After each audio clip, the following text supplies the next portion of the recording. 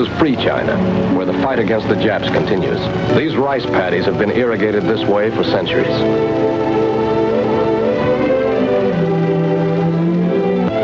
Water buffalo are almost as old as the land itself, where the eternal fight for food is as bitter and hard as the struggle against the invading enemy.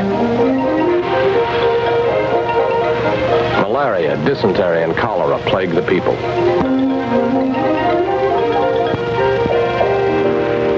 Into this primitive country, Americans came to fight with the most modern of weapons, air power. This is where General Chennault and the Flying Tigers of the 14th Air Force have forged one of the most amazing links in the chain of American air power that now stretches around the world and is strangling the Japanese Empire. The 14th fights a long way from America. To understand its achievements, you must consider its peculiar problems. Everything you see here, every piece of machinery, every American soldier, every drop of gasoline, and every bullet and bomb has been flown into China. Everything the 14th uses, from paper clips to blockbusters, comes from America over a supply line that's unbelievably difficult and complicated. To make it simple, we'll start from the docks of Calcutta and ignore the 10,000-mile convoy trip it takes to get there. Calcutta is the second city of the British Empire, whose docks should easily accommodate our shipping. From Calcutta, supplies travel 600 miles north bases in Assam. Here are acres of jeeps stored in a Calcutta park, all destined for China. Destined. Warehouse facilities are jammed and the overflow lies in the open, exposed to burning sun in the dry season, drenched in torrentials during the monsoon. All these bills and equipment await shipment north. But there's no single road to Assam. You use ox cart, truck, river barge, railroad, and air transport, and in no set system. What moves by rail today may be reduced to river barge tomorrow. These barges on the Brahmaputra River take 40 days for a single journey. The Assam-Calcutta Railroad was not built for heavy traffic. In peacetime, it hauled the tea crop to the docks and carried planters' supplies back to Assam. Now it carries heavy supplies for British, Chinese, and American armies in Burma, in addition to materiel for the 14th in China. China waits for this equipment, but the equipment waits for freight cars, and waits, and waits. Ammunition rusts, rubber hose rots while the 14th Air Force patches and waits. Broad gauge track begins to disappear 180 miles north of Calcutta. The time-consuming transfer to narrow gauge trains begins. Not even a box of K-ration can be shipped from Calcutta to Assam in the same car. This electric crane can transfer heavy equipment. Unfortunately, it's the only one on the line, and a bottleneck. 5 hours is the average time for 24 drums of gas to move from broad gauge to narrow gauge boxcars. Even tank cars have different capacities, and their contents have to be transferred. Here is the last inch of broad gauge track. Trucks are transferred here by laying planks between the cars and driving the trucks across from broad gauge to narrow gauge. That at least is simple, when there are no accidents or derailments. These ferries across the Brahmaputra are the last bottleneck along the line to Assam. One carries personnel and the other rolling stock. Cars are pushed aboard, and in less than an hour are on the far bank.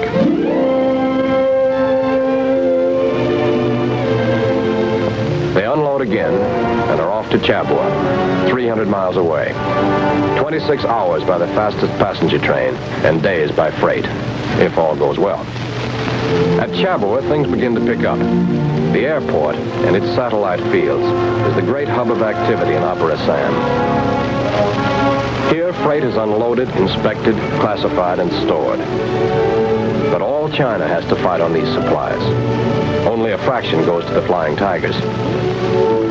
Here is the precious fluid for the 14th's fighters and bombers.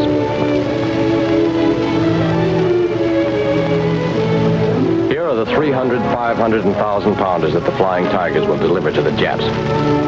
Everything that can be crammed inside the fuselage of a transport is flown across the hump to China. Even a primary trainer. The hump. 500 miles of the worst flying country in the world. Everything's been easy up to now. As you climb up off the field at Chapua, you can see the dead end of India sealed off by the 16,000-foot ridges of the Himalayas. You have to top these peaks to get to China. To the north are snow-covered Tibetan peaks, rising up to 25,000 feet. To the south are the Japs. Below, barren, frozen wastes and jungle-filled valleys inhabited by headhunters. There's no summer on the hump. Snow always crowns the peaks. Ice hangs heavy in the clouds.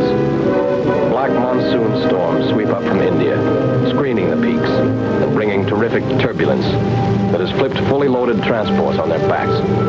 The worst up and down drafts in the world slide around these slopes. Jap fighters from Burma prowl the hump, looking for easy game. There is heavy toll on freight for the 14th. Casualties among transport groups flying the hump are higher than many bomb groups sustained in combat. Many a cargo destined for China is rusting on these peaks. It's a tough job delivering the goods to China. 4 hours of sweating it out each way. Looking for Japs if it's clear, and taking your chances with the weather if it's not. Then finally, you break out over Lake Kunming, nestling in a broad valley 6,000 feet above sea level.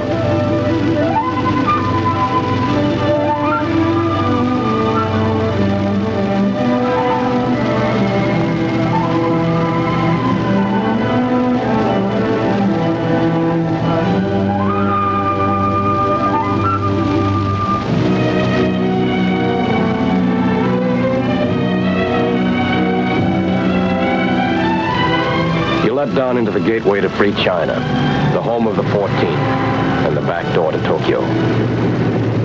This is the end of the line for the hump pilot.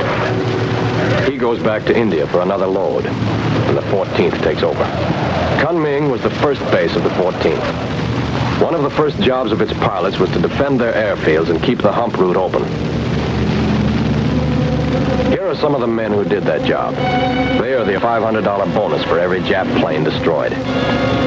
In the 5 months after Pearl Harbor, they got 300 Jap planes and lost only 12 of their own pilots. From these original Flying Tigers, the newly organized 14th Air Force got planes, pilots, insignia, a commander, and a great tradition. The planes were battered P-40s with 30 caliber machine guns, museum pieces on any other front, but all they could get in China. But the pilots were battle-wise veterans who now joined the Air Force as majors.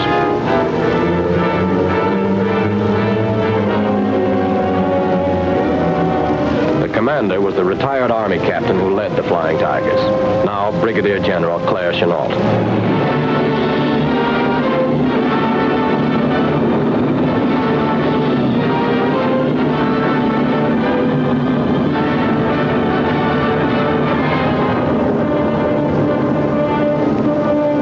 This motley array of men and planes, he faced a ring of Japanese air bases from Upper Burma to Indochina and prepared to keep the aerial supply line over the hump open.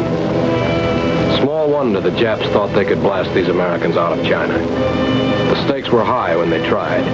If they knocked out the Air Force, they could close the hump. Without the hump, China would be cut off from the Allies and virtually out of the war.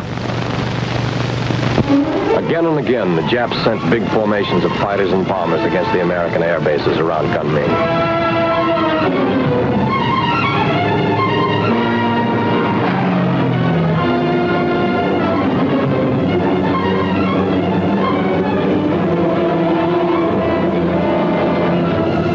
Day after day, the red air raid warning balls went up, and the pilots scrambled for their shark-nosed fighters.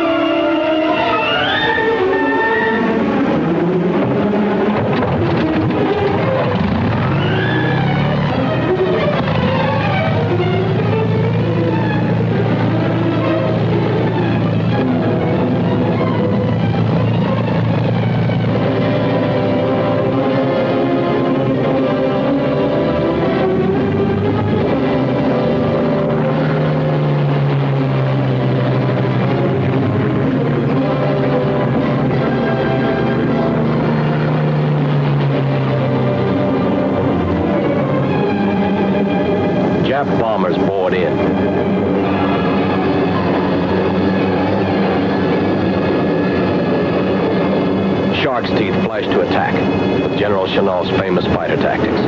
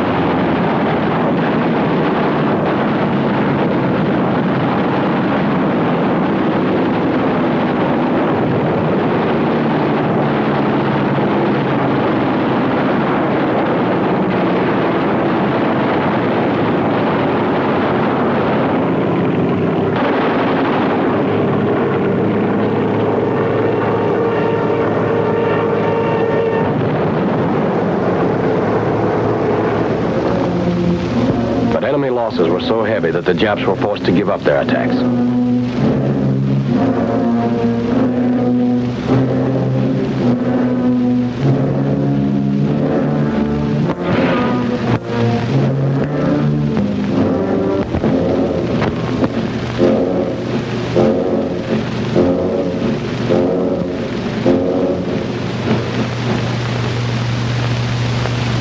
With the hump bases safe, General Chennault planned to move into East China and take the offensive.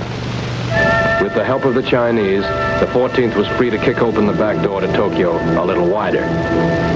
The first jump was 400 miles east from Kunming to the Hengyang-Luzhou line, with major fields at Hengyang, Lingling, Guilin, and Luzhou. 250 miles closer to the Japs were the staging fields of Sichuan, Kanzhou, Namyang, and Nanning. From these new positions, American planes could attack the Japs along a wide arc from Shanghai to Saigon and as far east as the Philippines. Nowhere else in the world in the spring of 1943 could American air power strike so close to the heart of the Japanese Empire.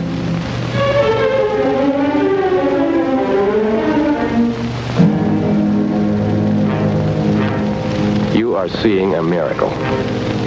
In less than 3 months, people built a chain of airfields that could handle the biggest American bombers. They built them on the land that formerly raised their food. They built them by hand. Their pay was 20 cents and a bowl of rice a day, and the Japs the American planes would kill. many as 90,000 people worked on a single field. From 8-year warning net kept American planes from being caught on the ground.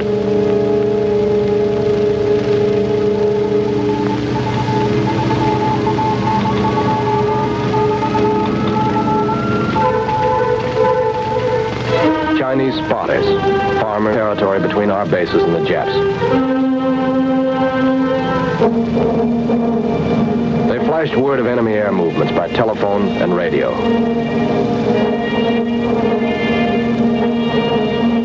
If a Jap bomber warmed up on a Canton airfield, word often reached this fighter control cave at Guilin before the plane could take off. The net also guided lost planes, and Chinese guerrillas saved many American pilots and crews who had to bail out by the Jap lines.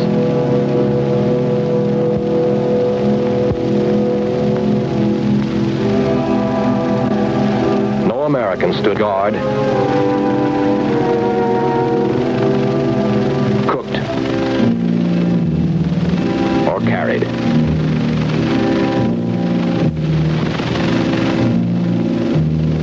They built our quarters and did our housekeeping.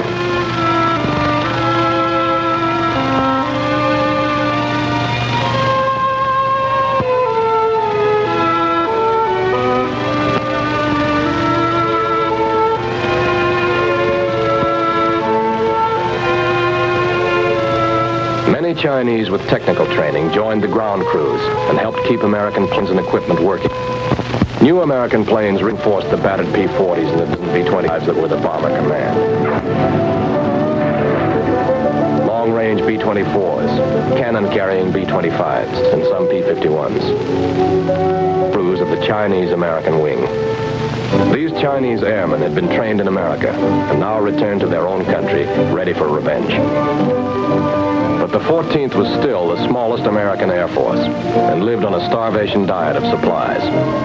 It took almost all the increasing hump tonnage to keep the new planes supplied with gas, bombs, and bullets.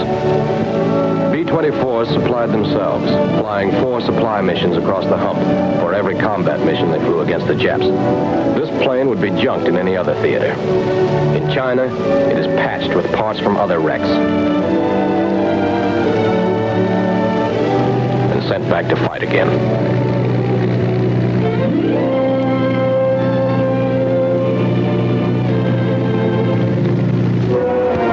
Firefighting equipment that would have saved the life of this pilot. But it would have displaced a 1,000-pound bomb or 200 gallons of gas in the precious hump tonnage.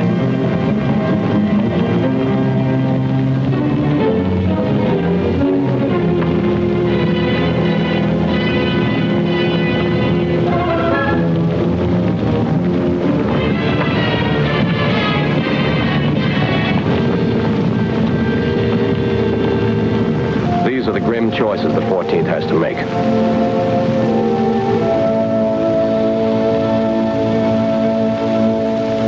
This is the hard way to refuel. Modern gas trucks and pumps couldn't squeeze through the hump bottleneck. Gas for motor fuel is diluted with 75% alcohol, made in China. It's hard on the motors, but it saved tonnage. All this gas meant scores of dangerous hump trips and took weeks to accumulate.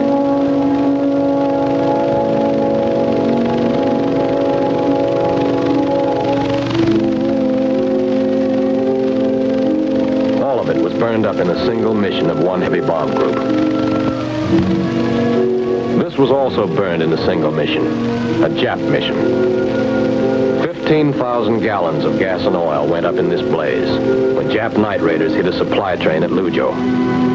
Probably the best way to explain the shoestring on which the 14th operates is to realize that everything delivered to it over the hump the first 6 months of 1944 could have been carried in 5 Liberty ships.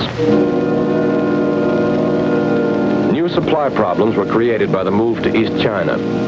High-priority cargo still moved by air.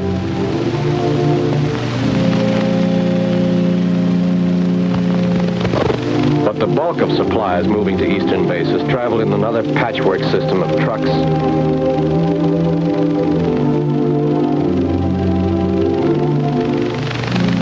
a rheumatic railroad,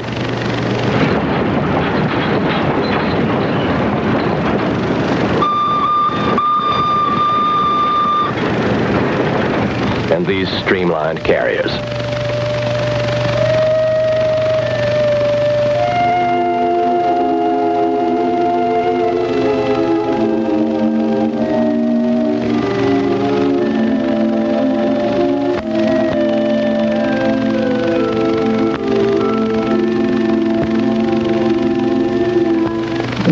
Christmas came late to East China.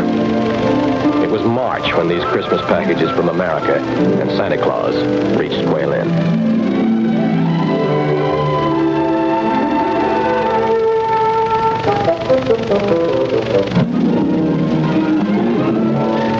The Flying Tigers had to do the most with the least.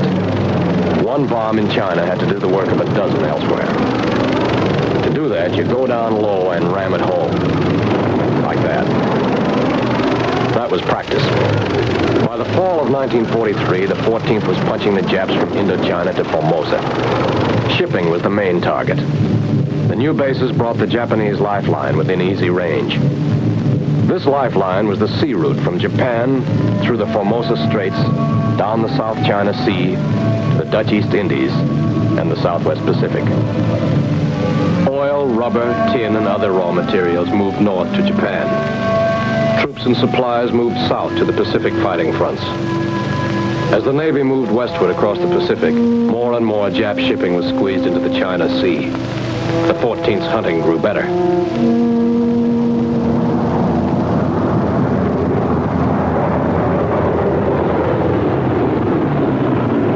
Every type of plane the 14th had joined the attack on Jap shipping.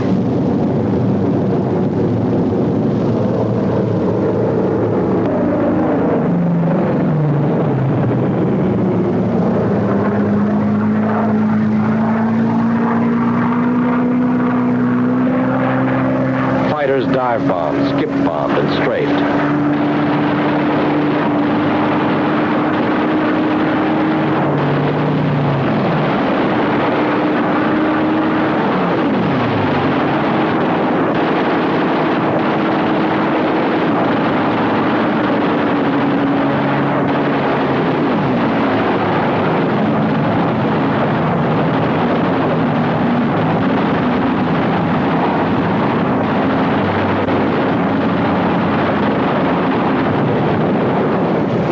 B-25s came in at mast height with cannon fire and bombs.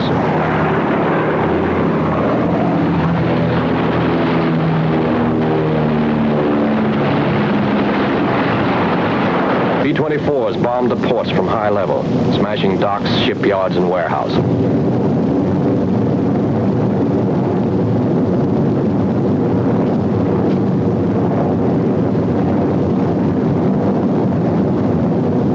Hong Kong was one of the targets.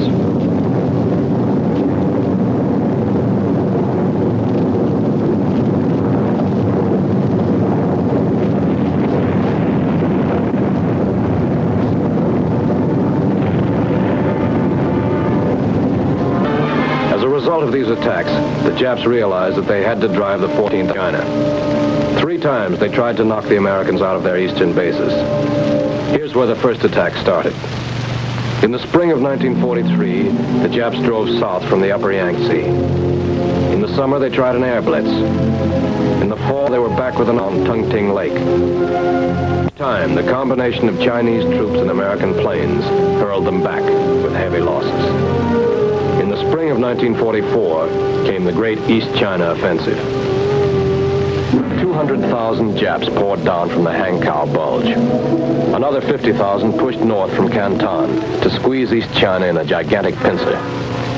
Their objective was to drive the 14th out of China, gain control of the Hankow-Canton Railroad, and fortify the China coast against the threat of landings by the American forces pushing westward across the Pacific. The 14th attacked with every weapon in its arsenal. Despite bad weather, fighters strafed troop columns with rockets, frag bombs, and machine guns. Many cavalry columns spearheading the drive were broken up by strafing and bombing.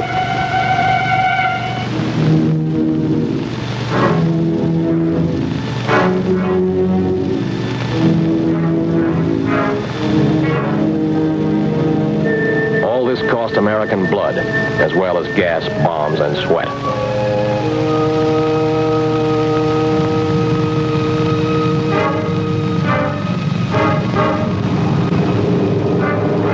pilots flew 3 and 4 missions a day for weeks without end.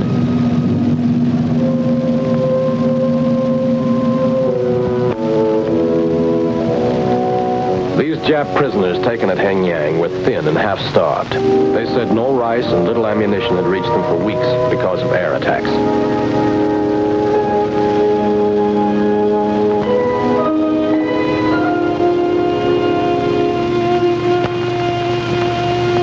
American bombers and transports dropped supplies to the Chinese garrison by parachute.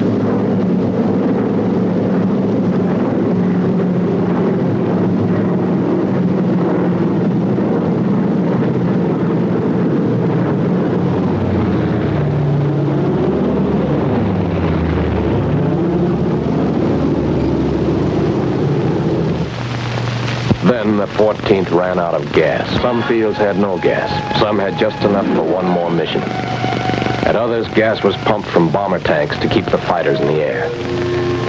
Before enough gas reached the advanced fields, the Japs had surged over Hengyang, never again to be halted until they had split free China. The great retreat was on. One by one, the airfields the Chinese had clawed out of their precious rice paddies with their hands were mined and made ready for destruction.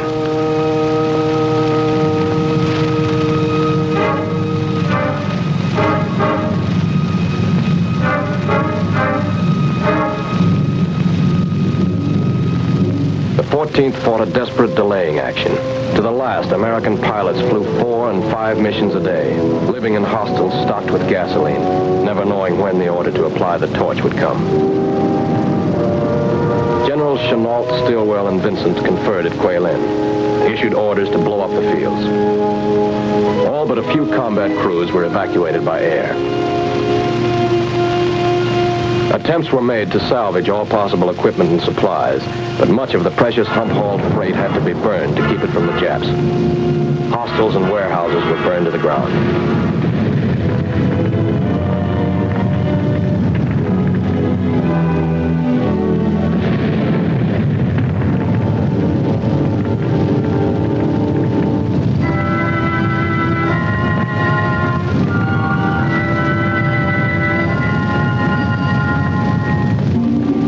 That night, the hangars, the barracks, the equipment flown in over the highest mountains in the world burned like a funeral pyre. In the early morning, there was nothing left of a great American air base but scorched earth and the bitter taste of smoke in the air.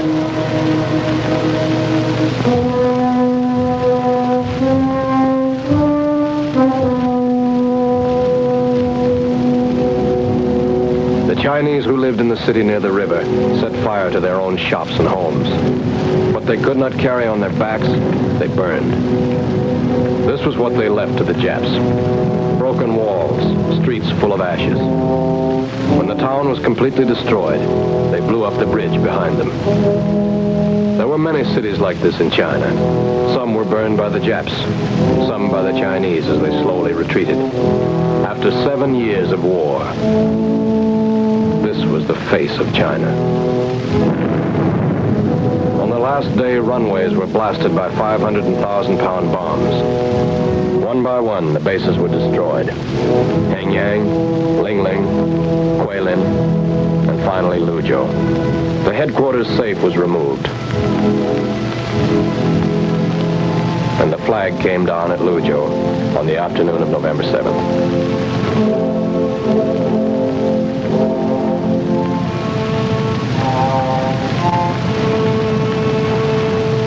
Combat crews packed their luggage in B-25 bomb bays. Carrying 10 to 15 men, the Mitchells took off from Luzhou for the last time. A few hours after these pictures were taken, the runways were destroyed. The Japs were only 20 miles away. In the wake of the Jap advance, a tide of homeless Chinese flowed along the long and bitter road to Kunming. Chaos and suffering defied description. When these pictures were taken, 80 trains waited to be routed westward from Luzhou over a single track.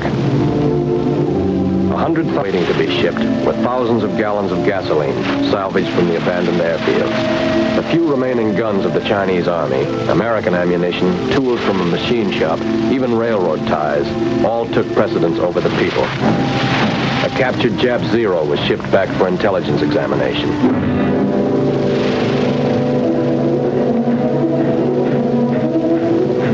Meanwhile, the refugees clung to hope and waited.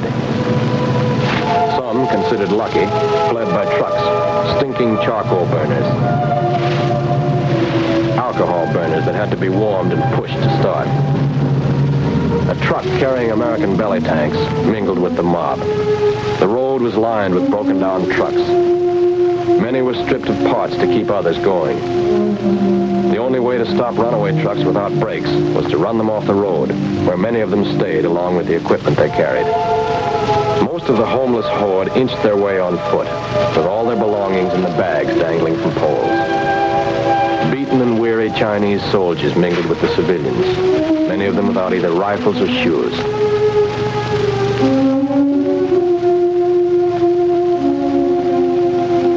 They carried sick and wounded on bamboo stretchers.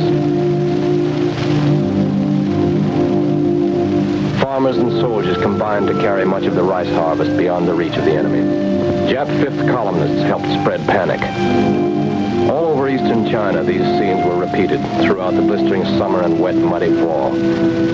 Here was a people again uprooted, repeating the scenes of 7 long and horrible years of war. These refugees had long been a favorite target for Japanese pilots. But during this long trek, Jap airmen declined to venture into American-held sky by day. No Chinese were killed by strafing or day bombing. General Chennault ordered special fighter patrols over railroad yards and other congested areas when Jap air attacks seemed imminent. None came.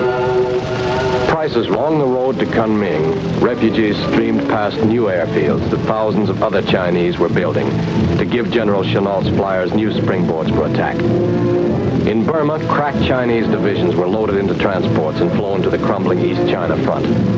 They had American artillery, bazookas, mortars, machine guns, and plenty of ammunition, and had proved they knew how to use them in driving the Japs out of North Burma. Colonel Luke Williamson's flying coolies rushed other fresh troops from Chungking to the threatened area. The Japs were within 20 miles of cutting the Burma Road in China and overrunning the new American fields when these veteran Chinese troops, supported by air attack, hurled them back 60 miles off the Kweijo Plateau down into the valleys of East China. The Japs had started out in May to take the Canton-Hankow Railroad, occupy strategic coastal areas, and knock the 14th out of China. When they were checked in January, they had the railroad and the strategic areas, but they had failed to knock the 14th out of China. Even while they were fighting to clear China of the 14th, the Far Eastern Air Force and the Navy bombed the China coast from the Pacific. Their attacks were echoed by bombs from China-based planes hitting the same targets. The Japanese lifeline was caught in a vice of American air power, stretching around the world. More supplies reached the 14th as the first convoys traveled the Lido Road, opening the first land supply route to China in 3 years. From new bases all over China, the Flying Tigers renewed their offensive. And the Japs well knew what the relatively few planes of the 14th on their China flank could do. This is what they have already done. Destroyed 2,000 small supply boats and hundreds of locomotives, trains, vital bridges, supply dumps, and barracks.